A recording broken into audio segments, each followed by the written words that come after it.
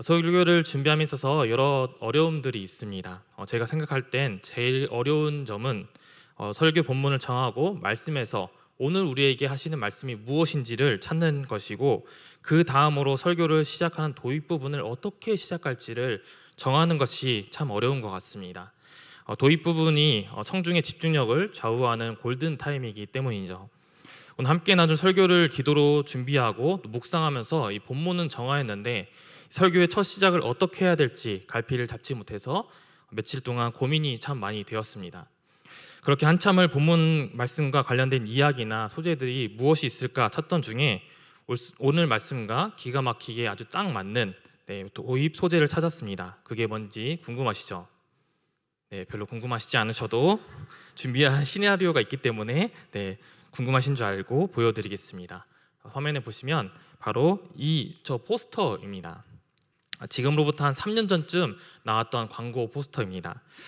지금은 저희 활동 반경이 교회, 집, 그리고 멀리 가봐야 경복궁 정도여서 지하철을 탈 일이 없지만, 전에는 지하철을 자주 이용하였기에 그때 당시 앞자리에 있던 사람과 눈을 마주치는 것이 좀 불편하여서 눈을 위쪽으로 들었더니 저 광고가 있어서 제 기억에 많이 남았던 광고라서 갖고 오게 되었습니다.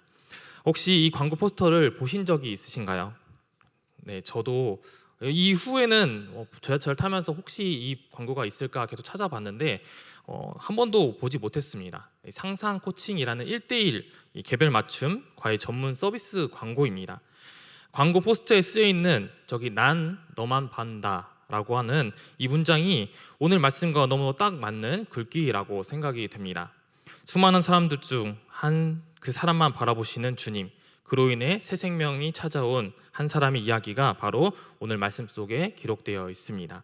그래서 오늘 설교 제목도 너만 바라본다입니다.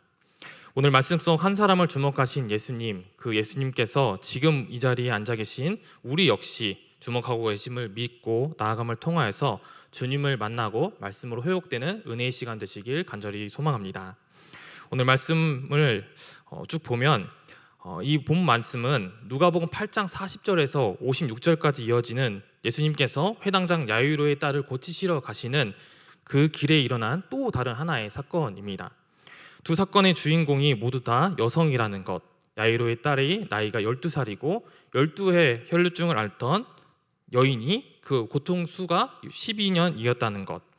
야이로의 딸의 죽음과 혈루증 여인의 피 흘림 모두 율법이 말하는 부정함, 그로 인하여서 소외와 두려움이라는 공통점들이 이 두 이야기를 긴밀하게 연결하고 있지만, 오늘 말씀의 주인공인 혈루증을 앓고 있던 이 여인은 회당장 야이로의 딸과는 비교할 수 없을 만큼 비참하고 또 처참한 상황 가운데 놓여있던 여인이었습니다.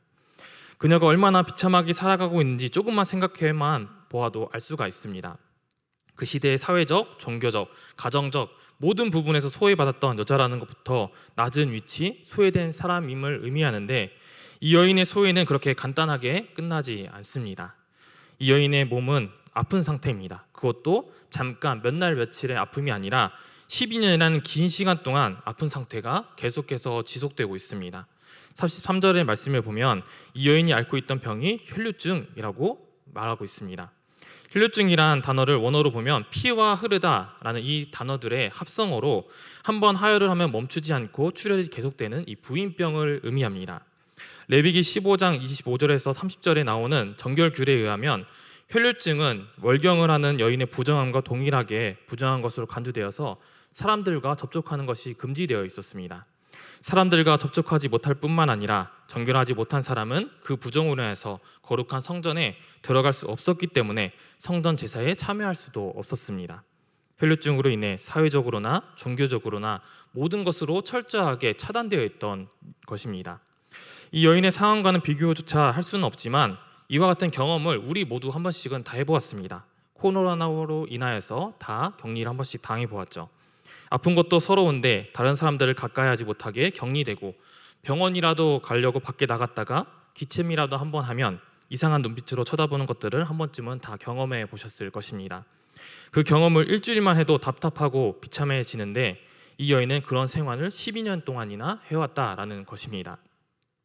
몸의 질병은 몸을 상하게도 하지만 그 질병이 마음을 무너뜨릴 때는 한 인생을 완전하게 잠식시킵니다.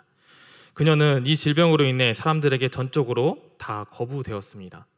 아픈 것만으로도 서러운데 그 고통의 무게만으로도 하루하루가 쉽지 않은 삶이었을 텐데 수치감, 소외감, 외로움, 지독한 고독, 그 모든 것을 오로지 홀로 감당해야 했다라는 것입니다. 이 여인의 모든 관계는 이미 다 끊어진 지 오래였습니다. 자신의 병을 고치기 위해 회당장이란 이 높은 지위를 내려놓고 주님 앞에 엎드려 간청했던 아빠는 물론이거니와 그녀를 보호할 보호자도 살펴주는 사람도 없었습니다. 사람들과의 단절뿐만 아니라 심지어 하나님과도 단절된 것 같은 상태입니다. 모두에게 버림받은 것 같은 상태이라는 것입니다. 그로 인해 육체적인 아픔 그 이상으로 마음의 상처는 깊을 대로 깊어져 있는 상태의 여인입니다. 사람들이 그녀의 옆을 지나갈 때마다 저 사람 죄가 많아서 그래, 저 여자 부정해, 옆에 가지마, 더러움 없는다 라고 하면서 뒤에서 들려오는 사람들의 수많은 수군거림과 손가락질은 그녀의 마음의 상처의 골을 더욱더 깊게 만들었을 것입니다. 이런 모습을 통해 여인의 아픔과 고통이 얼마나 큰지 이미 충분히 알 수 있지만 이 여인의 소외, 그 고통은 여기서 그치지 않습니다. 물질적 가난은 소외된 그녀를 더욱더 비참하게 만들었습니다. 오늘 본문에 나오진 않지만 동일한 말씀을 기록하고 있는 마가복음 5장 26절 상반절 말씀에 보면 이렇게 나와 있습니다. 많은 의사에게 많은 괴로움을 받았고 가진 것도 다 허비하였다라고 이렇게 말하고 있습니다. 의사에게서 아무런 도움을 받지 못하면서 다시 회복될 거라는 그런 신락 같은 희망도 상실했는데 그나마 있던 돈마저도 모두 다 허비해버린 정말로 빈털터리가 된 상태입니다. 이 원수 같은 병으로 인해 그녀의 인생은 완전히 산산조각 나고 말았습니다. 건강도, 가족도, 꿈도, 희망도 모두 다 잃고 홀로 남겨진 채 절망에 가득 찬 인생을 살아가고 있던 여인의 삶입니다. 이 병에서 자유하고 싶은 절박함은 간절하지만 자유하게 해줄 방법을 찾지 못하여서 하루하루 죽지 못하여서 살아가는 삶, 살아있어도 산 것 같지 않은 삶, 그 삶이 바로 이 여인의 삶이었습니다. 그런 인생을 살고 있는 여인에게 한 줄기의 빛과 같은 이제 소식이 들려옵니다. 예수님께서 근처로 지나가신다라는 소식입니다. 그와 함께 모든 병을 고칠 수 있다라는 소문도 들렸고 심지어 그분에게 손만 대어도 나을 수 있다라는 소식도 들려왔습니다. 너무나 좋은 소식임은 불명하지만 그녀를 멈추게 하는 또 멈칫하게 하는 발걸음을 걸림돌이가 하는 것이가 있었습니다. 자신이 더럽고 멀리하던 또 그렇게 손가락질하던 수많은 사람들과 가까이 해야 하며 그분과 마주치기 위해서는 그 많은 사람들을 비집고 들어가야 한다는 것이 그녀에겐 아주 큰 걸림돌이 되었다라는 것입니다. 42절 하반절 말씀을 보면 무리가 밀려들더라 라는 이 단어를 사용하여서 예수님 주변의 상황들을 설명하고 있습니다. 그런데 이 헬라어 단어를 보면 계속해서 밀려들었다, 숨막히게 하다, 질식하게 하다라는 뜻으로 씨 뿌리는 비유에서 달기스떨기가 씨앗을 즉 하나님의 말씀을 질식하게 밀어붙여 아팠겠다라는 것을 묘사할 때 사용된 그 단어와 같은 단어입니다. 무리들은 야이로의 집으로 발걸음 옮기시는 예수님을 단순히 둘러싼 것이 아니라 숨도 제대로 못 쉴 정도로 몰려들고 압박했다라는 것이죠. 이를 좀 더 쉽게 이해하기 위해서 이 화면에 보이는 사진과 같이 출근길을 한번 생각해 보시면 좋을 것 같습니다. 이미 지하철 열차 입구까지 사람이 빽빽하게 다 있음에도 불구하고 회사에 늦지 않기 위해서 어떻게든 밀고 타려는 모습이 예수님에게 조금 더 가까이 가기 위해서 밀려드는 사람들의 모습과 비슷하지 않을까 생각이 됩니다. 그녀는 예수님을 보기 위해 숨막히는 그곳을 뚫고 가야 한다니 막막했지만 이번에는 나을 수 있을 거야 라는 믿음으로 밖으로 나와서 무리들이 서로 부딪히고 밀쳐내는 군중 속으로 들어갔습니다. 같은 사건을 다룬 마가복음 5장 28절은 이 여인의 마음이 어떠한 마음으로 그 발걸음을 옮겼는지에 대해서 좀 더 자세하게 이렇게 기록하고 있습니다. 이는 내가 그의 옷에만 손을 대어도 구원을 받으리라 생각함일러라. 그녀에게는 정겹병에 매여서 몸을 숨기는 것보다 그 부정함으로부터 그로 인해 소외받아서 아픔으로부터 벗어나는 것이 더 중요한 문제였고 예수님께 손만 대어도 남을 입을 것이란 그 믿음이 있었습니다. 여기에 기록된 이 생각함일러라 라는 이 단어, 이 표현은 헬라어 동사로 엘레겐이라는 반복적인 행위를 행하는 동사입니다. 그러니까 예수님에게 대한 이야기를 들은 이후에 여인은 이 생각과 말을 수도 없이 계속해서 반복했다라는 것이죠. 여인은 주님 앞에 나오기 전 마음속으로 하루에도 수십 번, 수백 번 그 이상 내가 그의 옷에 손만 대어도 구원을 받으리라 라는 이 생각을 계속해서 반복해서 되뇌었다라는 것입니다. 여인이 가지고 있었던 믿음은 간절한 믿음이었고 그 간절한 믿음이 모든 두려움, 어려운 상황들을 극복하고 나아갈 힘과 용기가 되었던 것입니다. 그러한 믿음은 그녀를 거리로 나와 군중 속에 부딪히며 예수님께 다가가게 했습니다. 여러분은 이 믿음에 대해서 어떻게 생각하십니까? 우리는 이 여인의 12년치 절망을 고작 12회를 혈류증으로 앓는 중에 아무에게도 고침을 받지 못했던 여자라는 이 성경의 한 구절로 이 여인의 아픔을 읽어내려고 합니다. 이 여인이 가지고 있었던 12년의 아픔의 서사를 우리는 혈류증을 앓던 여인이라는 이 수식어 한마디로 이해하고 있는 것처럼 내가 그의 옷에만 손을 대어도 구원을 받으리라는 이 한 줄의 믿음까지 어떻게 보면 당연하다라고 여깁니다.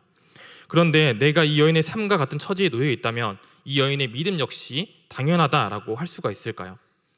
아무리 작은 문제일지라도 그 문제를 12년 동안 쓰지름했다면 어떠한 이야기가 들려도 희망보다는 절망의 삶의 방식이 훨씬 더 먼저 찾아오지 않았을까요?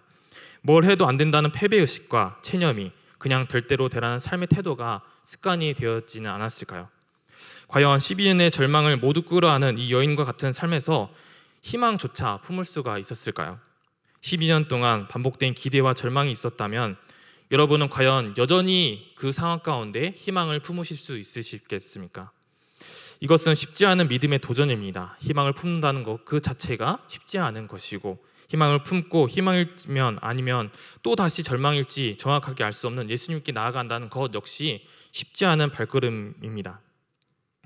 우리는 살면서 예수님께 모든 기대를 걸어야 하는 상황이 너무나도 고통스럽게 생각을 합니다.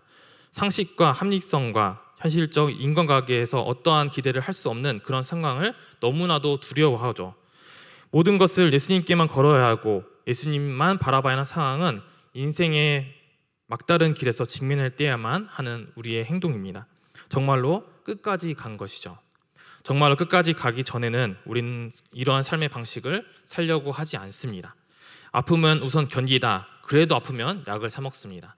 약을 사 먹어도 안 되면 이제 병원에 가죠. 병원에서 쉽게 고칠 수 있는 정도의 병이면 기도하지 않고 주님도 찾지 않습니다. 그럼 주님을 언제 찾을까요? 약국에서 약을 사 먹는데 해결이 안 됐을 때, 병원에 가서조차 치료를 받았는데 답이 없었을 때, 그때서야 모든 걸 주님 앞에 가지고 나옵니다. 눈에 보이는 방법으로 손에 잡히는 방식으로 충분히 위기를 해결할 수 있을 때는 주님을 찾지 않고 기도도 하지 않습니다. 더 이상 방법이 없을 때야만 주님을 찾고 주님 앞에 기도합니다. 우리는 삶의 많은 문제를 이런 과정을 통해서만 주님 앞에 나아가는 적이 훨씬 더 많이 있습니다. 예수님께 그 문제를 가져갈 때는 이미 우리에게 합리적인 또 심리적인 시한부가 임박했다라는 것을 의미한다라는 것이죠.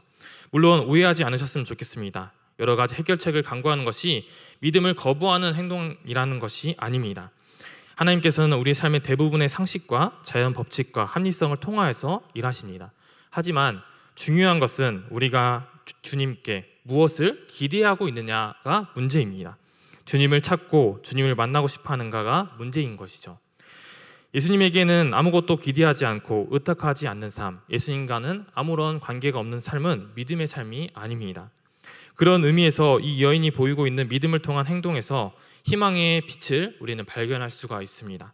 12년 동안 아무것도 보이지 않았는데 그냥 12년 동안 계속해서 실패 가운데 있었는데 그리고 그 모든 것을 12년 동안 오롯이 홀로 감당하고 혼자 해결했어야 했는데 이 암흑 같은 인생이 찾아온 예수님이라는 한 줄기 빛이 지금 이 가운데 보이고 있는 것이죠. 우리 인생에 찾아오신 예수 그리스도에 대한 소식이 우리 인생 속에서 어떠한 변화를 일으키셨나요? 예수님에 대한 기대는 우리 인생에 어떠한 소망에 불을 붙였나요? 주님은 우리의 삶에 어떠한 절망이 있다 해도 우리의 삶에 어떠한 아픔이 있다 해도 예수님에 대한 믿음으로 우리의 영혼 속에 이 환한 빛을 켜기를 원하십니다. 성도님 중에 이 한 줄기의 빛에 모든 것을 걸어야 하는 지독한 현실에 처한 분이 계시다면 오늘 말씀 속에서 여인처럼 예수님 안에는 소망을 품을 수 있는 놀라운 은혜의 역사가 있게 되길 간절히 소망합니다. 여인이 가졌던 그 간절한 믿음, 주님만이 해결해 줄 수 있다는 그 믿음으로 모든 것을 해결할 수 있는 주님께 내어놓는 우리 모두 되길 간절히 소망합니다. 이 믿음을 가지고 무리 속으로 들어온 여인은 이제 죽을 힘을 다해서 그녀 앞을 막고 있었던 사람들을 뚫고 예수님께로 한 걸음 한 걸음 나아가기 시작했습니다. 오랜 투병 생활로 약해질 대로 약해진 체력은 여인이 앞으로 나아가는 것을 어렵게 했을 것입니다. 혹여나 나를 알아보면 어떡하지? 라는 이 불안감 역시 그녀의 발걸음을 무겁게 했겠죠. 모든 상황과 주변 환경들을 생각했을 때 여인은 얼마나 간절한 마음으로 한 걸음 한 걸음 주님 앞에 나아갔을까요? 그렇게 힘겹게 내딛은 발걸음으로 드디어 예수님과 가까워졌을 때 차마 주님 앞에 서지 못하고 뒤에서 손을 뻗어서 예수님의 옷가에 손을 대었습니다. 여기서 옷가는 유대인들이 입었던 외투의 옷자락에 붙은 이 술을 의미합니다. 아마 그녀는 자신이 예수님을 만짐으로 예수님 역시 부정해질 것을 알고 있었기에 최대한 조용히 그리고 최소한의 접촉을 하려고 이렇게 행동하지 않나 싶습니다. 그러나 부정함을 넘어서는 그 이상의 분일 것이라는 믿음이 있었기에 그 예수님의 옷가에 손을 대었다라는 것이죠. 그런데 그때 놀라운 일이 일어났습니다. 부정한 여인이 거룩한 예수님을 만졌으면 예수님께 이 부정한 것이 전달되어야 되는데 오히려 부정한 여인이 예수님의 거룩하심으로 부정함이 제거되어서 손을 댄 즉시 그녀의 출혈이 멈추고 그 질병이 그쳤습니다. 예수님을 통해 불치병에서 낫겠다는 이 여인의 목적은 이제 이루어졌습니다. 여기서 이야기가 끝나도 전혀 이상하지 않고 그녀의 간절한 믿음과 예수님의 능력은 이미 충분하게 설명이 다 되었습니다. 그런데 예수님께서 고침을 받은 후 어떠한 기록도 되어 있지 않는 이 사람들과는 달리 이 여인과 이야기는 여기서 끝나지 않고 계속해서 이어집니다. 여인의 목적은 이루어졌지만 예수님의 궁극적인 목적, 즉 불치병을 통하여서 여인을 구원하시고자 하는 다른 목적을 가지고 계셨기 때문입니다. 우리는 어떤 문제나 어려움을 만났을 때 그 문제와 어려움이 해결되는 것에 목적을 두고 그것에만 관심을 가지고 그것에만 초점을 맞춥니다. 그러나 예수님의 관심은 우리가 가진 문제나 어려운 상황이 아닌 언제나 항상 우리를 향하십니다. 예수님께서 우리의 어떠한 문제가 해결되는 그 이상의 것, 바로 우리 그 존재 자체가 예수님께 가장 큰 관심이신 것이죠. 어린 자녀에게 처음 두발 자전거를 가르쳐 줄 때를 한번 생각해 보시면 처음 자전거에 오른 아이가 행여나 넘어질까 두려워서 핸들을 땀이 나도록 꽉 쥐고 시선은 오로지 바퀴와 페달만 고정되어 있습니다. 아이의 유일한 목적과 관심사는 오직 넘어지지 않고 앞으로 잘 가는 것이라는 이 문제 해결에만 쏠려 있습니다.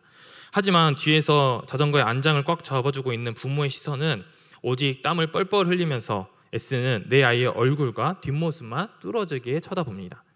아이가 중심을 잃고 크게 비틀거릴 때면 부모가 자전거가 고장나든 말든 아이가 넘어지기 전에 온몸을 던져서 다치지 않게 품에 안아낼 준비를 하고 있습니다. 아이의 목적은 자전거 타기라는 문제 자체에 있지만 부모의 목적은 또 관심은 언제나 내 사랑하는 자녀, 그 존재 자체이기 때문이죠. 예수님의 관심과 시선도 이와 같습니다. 그렇기에 어떤 문제가 해결되길 오랫동안 기다렸다가 그 문제가 해결되었을 때 해결된 것으로 인하여서 기쁘지만 그 과정 가운데 해결되지 않아 주님 앞에 매달리며 간절하게 기도로 나왔던 그 모든 시간들이 훨씬 더 큰 축복이라고 할 수 있는 것입니다. 그런데 솔직하게 불치병이 치유되지 못하더라도 예수님만을 만나면 모든 것을 얻었다라는 것이 이 말이 우리에게는 참 와닿지 않습니다. 이왕이면 불치병도 낫고 예수님도 만나기를 더 바라기 때문입니다. 그러나 불치병에서 여전히 낫지 않아도 나를 괴롭히는 오래된 문제와 어려움이 해결되지 않았기 때문에 더욱더 간절하게 주님을 찾고 주님 앞에 매달리고 엎드릴 수밖에 없었던 그 모든 순간순간을 훨씬 더 주님께서는 더 존귀하게 보십니다. 주님의 관심은 문제가 아니라 우리이며 우리가 그 문제를 통하여서 주님 앞에 더 가까이 나와서 아름답게 빚어지기 때문입니다. 예수님 때문에 모든 것을 얻은 자 같이 살아가는 삶, 그런 삶으로 인도하시기 위하여서 예수님께서 직접 찾아가시는 것, 그것이 바로 주님의 목적입니다. 이 여인 역시 마찬가지였습니다. 여인이 낳고자 했던 간절한 목적은 이루어졌지만 이 여인을 향한 예수님의 목적은 아직 이루어지지 않았습니다. 여인이 치료된 이후에 예수님을 만나지 못하고 그냥 그렇게 조용히 돌아가게 된다면 이 여인은 건강이라는 아주 작은 것을 얻고 모든 것을 대신 예수님을 잃은 자가 되는 것입니다. 하지만 불치병을 통하여서 예수님을 만난다면 심지어 그 불치병이 치유되지 않는다 못한다 할지라도 모든 것을 얻은 자가 되는 것입니다. 그렇게 하시기 위해 예수님께서는 이제 여인의 사건을 개인적인 사건이 아니라 모두에게 공개되는 사건으로 전환시키십니다. 아무도 주목하지 않았던 여인, 주목받지 않기 위해서 숨었던 여인, 자신의 모든 것을 숨겨야만 했던 여인을 예수님께서는 주목하셨기 때문에 그 주목으로 인해서 이제 많은 사람들에게 주목받기 시작했습니다. 예수님께서는 내게 손을 댄 자가 누구냐라고 이렇게 물으셨습니다. 예수님의 말씀을 들은 사람들, 그 주변 사람들이 너무나도 많았기에 밀고 당기는 것이 당연한 상황에서 예수님이 옷자락에 손댄 자가 한둘이겠냐라는 생각에 제대로 대답한 사람이 없었습니다. 특히 부정함으로 다른 사람에게 더럽힌 것에 대해서 공개적으로 비난을 받을 것을 알았던 그 여인은 더욱더 대답할 수 없었습니다. 이에 나서기 좋아하는 베드로가 모르는 사람들을 대표해서 주여 무리가 밀려들어 미나이다 라고 하면서 예수님의 겉옷을 일부러 손댄 자가 없다라고 얘기를 했지만 예수님께서는 겉옷을 그냥 만지는 것과 믿음을 바라면서 만지는 것을 차이를 아셨기 때문에 내게 손을 댄 자가 있도다 이는 내게서 능력이 나간 줄 아미로다 라고 하시면서 말씀하셨습니다. 이에 더는 숨길 수 없다라는 것을 깨달은 여인은 두려운 마음으로 예수님 앞에 엎드려서 자초지정을 설명합니다. 예수님께서 그동안 이 여인의 모든 아픔과 고통과 절망을 들춰내고 더 이상 그런 절망이 아닌 새로운 삶을 얻었다라는 것을 그녀의 입술로 믿음의 고백을 하게 하신 것이죠. 그때 예수님께서 예수님의 진짜 목적이 이제 성취됩니다. 48절인데 48절 말씀을 같이 읽겠습니다. 예수께서 이르시되 딸아 내 믿음이 너를 구원하였으니 평안히 가라 하시더라. 아멘. 예수님께서 이 여인을 딸이라고 말씀하셨습니다. 이 딸이란 뒤가르테르라는 이 호칭은 아빠가 딸을 사랑스럽게 부를 때 사용했던 특별한 호칭입니다. 이 표현은 한없이 사랑을 담겨있는 표현인 것이죠. 이 당시 딸이라는 단어는 주로 자녀나 아니면 어린 여자아이를 가리킬 때 이 단어를 사용했는데 예수님께서 이 여인을 딸이라고 부르시는 것은 특히 이 그녀가 예수님보다 나이가 더 많다면 매우 특이한 경우이고 사회적으로도 부적절한 표현입니다. 그러나 예수님께서는 그 여인을 딸이라 부르시는 것은 모든 지위와 체면을 버리고 아픈 딸을 살리기 위해서 예수님의 발 앞에 엎드린 회당장 야이로가 그의 딸을 존귀하게 여겼던 것처럼 여인을 딸이라 부르심으로 그녀가 예수님에게 얼마나 존귀한 존재인지를 보여주기 위함이었습니다. 복음서에서 예수님이 딸이라 지칭하면서 부르는 것은 오늘 본문이 유일합니다. 이 여인이 어릴 적 아직 독한 병이 발병하기 전, 사람들로부터 소외받기 전, 그때 그녀는 또 그녀의 아버지는 그를 뒤가르테르라고 이렇게 불렀을 것입니다. 그러나 발병하여 끊임없이 하혈하고 여러 치료를 하느라 가산을 모두 탕진하게 된 지금 이 여인 옆에 뒤가테르라고 불러주는 아버지는 없습니다. 지난 수년 동안 누구도 이 여인을 향해서 뒤가테르라고 불러주지 않았습니다. 그런데 두려움에 떨며 엎드려 있는 그녀를 향해서 주님께서는 뒤가테르라는 서럽도록 그리운 호칭을 사용해서 부르고 있는 것입니다. 그렇게 함으로써 이제껏 그녀를 소외시켰던 세상의 관점과 하나님의 관점은 확연하게 다르다는 것을 보여주면서 그녀를 하나님의 가족의 일원으로 포용시켰습니다. 병에서 치유되어 회복된 여인은 사회에 편입됨과 동시에 더욱 궁극적인 공동체인 하나님 나라의 일원이 된 것입니다. 그리고 뒤이어서 내 믿음이 너를 구원하였으니 라고 이렇게 말씀하셨습니다. 얘는 사실 그저 다른 길이 없었기에 희망조차 쉽게 가질 수 없어서 마지막 지푸라기라도 잡는 심정으로 그 믿음으로 주님 앞에 나와서 주님의 옷깃에 손을 댄 것뿐입니다. 그러나 주님은 그 믿음을 칭찬하셨습니다. 그 믿음 가지고 내게 나와주어서 고맙다라고 말씀하시는 것이죠.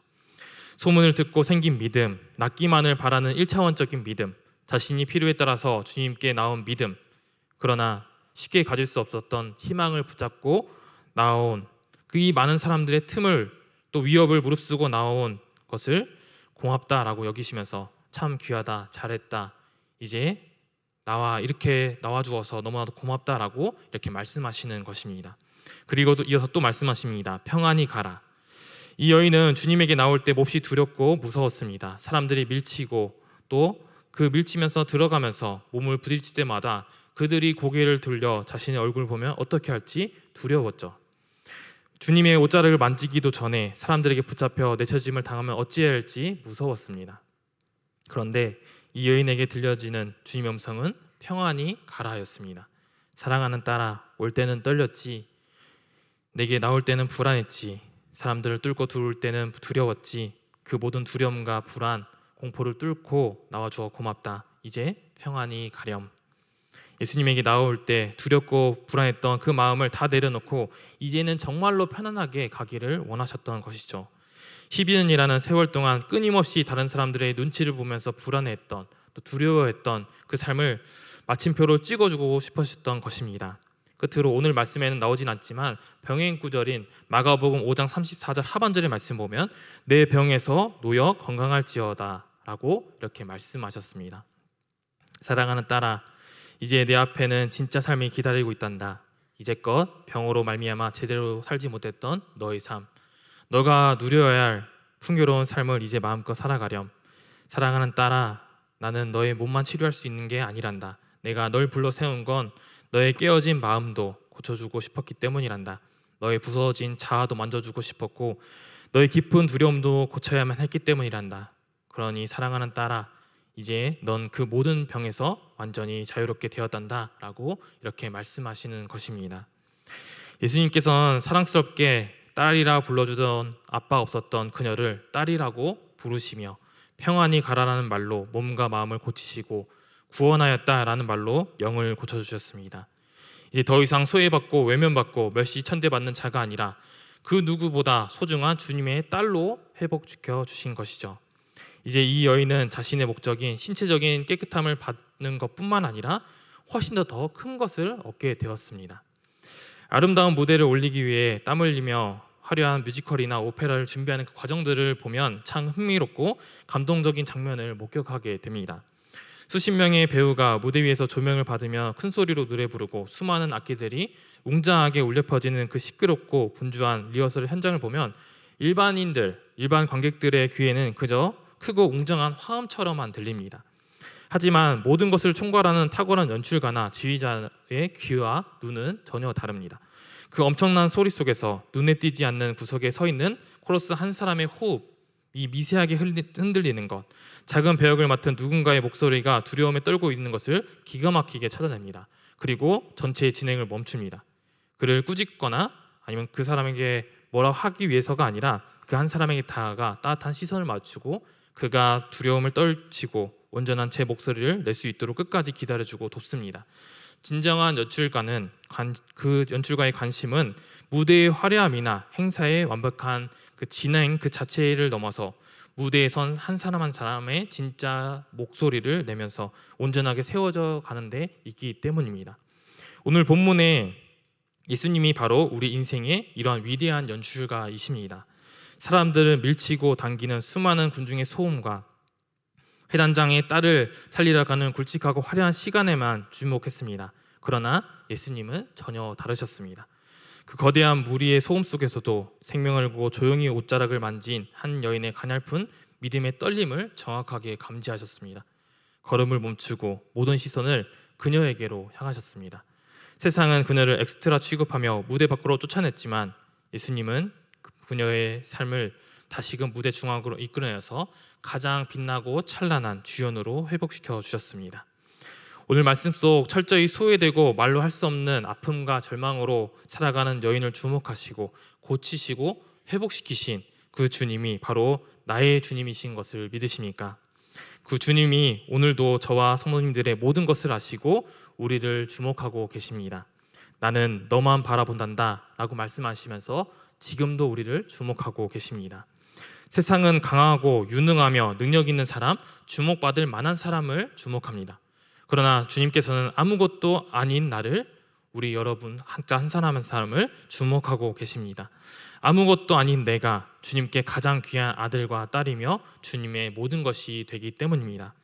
말하지 못하는 아픔과 고통으로 신음하고 있을 때도, 그 누구도 해결할 수 없는 문제를 가지고 전전긍긍하고 있을 때도, 어찌할 바를 몰라 주님 앞에 남아 눈물 흘리고 있을 때도 주님께서는 우리의 그 모든 것을 알고 주목하고 계셨고 지금도 주목하고 계시며 앞으로도 주님의 자녀된 우리를 계속해서 주목하실 것입니다. 우리는 비록 우리의 삶 가운데 여전히 해결되지 않고 우리를 시도 때도 없이 괴롭히는 문제들에 주목한 나머지 우리의 목적이 아픔이 낫고 어려운 문제들이 해결되는 것만 주목할 수 있겠지만, 주님께서는 그 문제가 아니라 그 문제를 가지고 나온 우리를 주목하고 계십니다. 우리의 문제 해결이라는 1차원적인 목적과는 달리 주님의 목적은 문제 해결이라는 작은 것을 얻게 하려는 것이 아니라 그 작은 것보다 모든 것 되시는 주님을 보여주시려고, 그 주님이 내 모든 것이 되신다는 것을, 그것을 알게 된다면 내 앞에 놓여진 어려움과 아픔과 문제들은 더 이상 아무것도 아님을 보여주시기를 원하십니다. 그렇기에 우리가 주목하는 대상, 우리를 주목하고 계신 주님을 바라볼 때 더 이상 내가 가진 그 어떤 것들이 그것이 해결되었든 해결되지 않았든 상관없이 이제 나에게 문제가 되지 않습니다. 내 삶 가운데 찾아오신 주님께 시선을 고정하는 순간 나의 소망이, 나의 어떠함이 주님께로 옮겨가는 그 순간이 바로 모든 것을 가진 자가 되기 때문입니다. 그렇게 시선을 돌려 주님만을 바라본다면 우리 삶에 찾아오는 어려움과 아픔을 이제는 다르게 볼 수 있습니다. 넘어짐은 쓰러지라는 것이 아니라 하나님 앞에 엎드리라는 것으로, 약해졌다는 것은 흔들리라는 것이 아니라 하나님께 나와 기대하라는 것으로 보게 합니다. 상처가 있다는 건 아프라는 것이 아니라 그 상처를 통해 하나님께서 나를 쓰신다라는 것이며, 뜻대로 안 되고 내 마음대로 안 된다는 건 좌절하는 것이 아니라 더 큰 뜻을 이루어가고 있다라는 것으로 보게 합니다. 방법을 못 찾다라는 것은 방황하는 것이 아니라 하나님을 더욱더 간절히 찾으라라는 것입니다. 마음이 무너졌다라는 건 힘들다는 것이 아니라 다시 주님 앞에 서라는 것으로 우리는 보게 됩니다. 희망이 없다면 하나님을 의지하라는 것이고, 의지하라는 것은 하나님께서 우리의 삶을 도우시고 계신다라는 것입니다. 갈 곳이 없다면 하나님을 바라보라는 것이고, 바라보라는 건 하나님께서 반드시 일하신다라는 것입니다. 내가 못하겠다면 하나님이 하신다는 것이고, 내가 모르겠다면 하나님이 그 모든 것들을 아신다라는 것입니다. 그렇기에 약해졌다면 하나님께 기대면 되고, 넘어졌다면 하나님 앞에 엎드리면 됩니다. 상처가 있다면 그 상처로 하나님께 쓰임을 받으면 되고, 뜻대로 안 되면 하나님의 뜻을 기다리면서 주님을 바라보면 됩니다. 방법을 찾을 수 없다면 모든 방법 대신 하나님 앞에 우리의 삶을 맡겨드리면 됩니다. 그렇게 가장 온전해지며 모든 것을 아시는 주님의 자녀, 그 하나님의 자녀가 되면 됩니다. 어떠한 문제가, 어떠한 어려움이, 어떠한 아픔이 발목을 잡아서 철저하게 소외받고 계신가요? 그 문제 앞에, 그 어려움 앞에, 그 아픔과 고통 앞에 아무것도 할 수 없어서 눈물만 흘리고 계신가요? 그런 우리를 주목하고 계신 아빠 아버지가 되시는 주님이 계시다라는 것을 잊지 마시길 바랍니다. 우리를 생각을 넘어서, 우리 앞에 문제를 넘어, 우리의 아픔을 넘어 울고 있는 우리만을 보고 계신 그 주님이 우리를 회복시키길 간절히 원하십니다.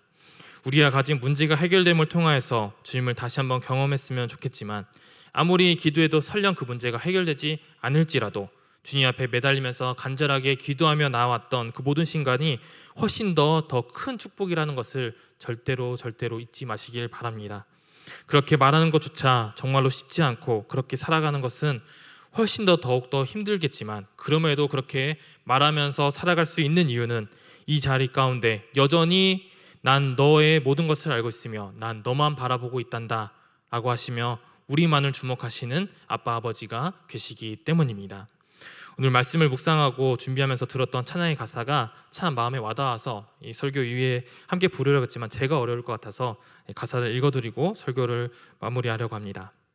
이 찬양의 가사를 잘 보시면 오늘 말씀 속 그 모든 아픔을 가지고 주님 앞에 나와 엎드렸던 여인과 그 여인의 딸이라고 부르시면서 그 모든 아픔과 슬픔을 거두어 주신 주님을 생각나게 합니다. 다 듣고 계신 나의 주님께 라는 찬양인데, 이 찬양의 가사가 이렇습니다. 보이지 않는 길을 걷는 듯이 막막한 세상을 홀로 버텨내고 있어. 들리지 않는 답을 찾는 듯이 지친 그 마음에 그저 울 수밖에 없던 내가 여호와께 엎드려 내 주님께 기도하면 그는 날 안고 등을 다독여 나의 눈물 거두어 주시네. 우리 곁에 임재하신 내 주님께 노래하리. 미약하고 떨리는 소리지만 다 듣고 계신 나의 주님께. 우리가 보기에 하나님의 인도하심과 도우심이 없는 삶 같고 절망과 좌절 가운데 실패한 것 같으며 12의 혈류병을 앓았던 여인처럼 모든 것이 다 끝난 것 같아 소망 없어 보이는 모습이지만 걱정투성이, 염려투성이, 두려움의 길을 가는 것 같지만 주님께서는 지금도 변함없이 우리 곁에 서서 난 너만 바라본단다. 내가 너를 끝까지 책임진다 라고 말씀하고 계십니다. 아무도 주목하지 않는 우리 인생길 가운데 우리를 늘 주목하고 계시고 우리 삶 가운데 동행하시며 인도하고 계시는 분이 바로 우리 아빠 아버지 되시는 하나님이십니다. 간절히 바라기는 우리 앞에 놓여진 문제와 아픔만을 바라보는 것이 아니라 우리를 주목하고 계시는 그 어떤 것들보다 크고 위대하신 주님만을 주목하며 나아가는 우리 모두가 되길 간절히 소망합니다. 어떠한 상황 가운데서도 우리에게 주목하시며 먼저 손 내밀어 주시는 그 주님의 손을 꼭 붙잡고 이 믿음의 길 끝까지 버티고 견디며 나아가는 저와 모든 성도님 되시길 간절히 축원합니다.